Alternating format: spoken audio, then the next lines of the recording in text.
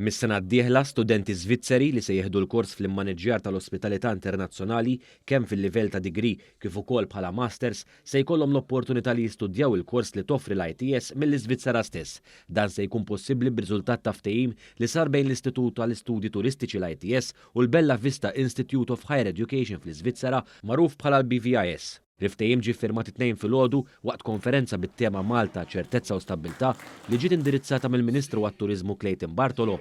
Il-Ministru spjega li rwol importanti li għandha l-ITS sabiex tassigura settur turistiku b'saħħtu li jkun ippreparata żmien li ġej filwaqt li toffri edukazzjoni li twassal għal aktar titjib fis-servizz li jingħata fil-qasam tal-ospitalità.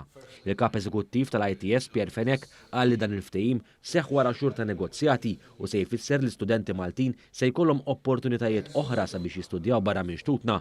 Fl-istess waqt meta jiftaħ il-campus il-ġdid tal-ITS fi Smart City li tisir b'investiment ta' 40 miljun euro, studenti mill-Iżvizzera se jkunu jistgħu jistudjaw f'pajjiżna wkoll.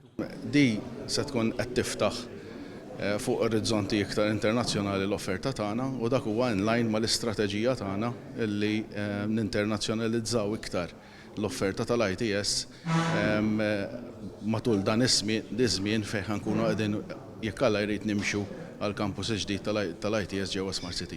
Min-naħa tiegħu il-President tal-BVIS Istvan Uli Haley qal li dan il-ftehim se jkun qed jaqqad liż-żewġ pajjiżi b'idejat ġodda għal servizz aħjar fis-settur turistiku. I think in the future we will have very strong tourism industry.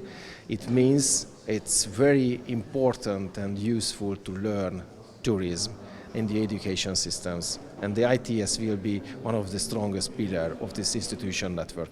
Sadan it-tant għadhom għaddejn aktar diskussjonijiet għal aktar kooperazzjoni bejn iż-żewġ istituzzjonijiet edukattivi.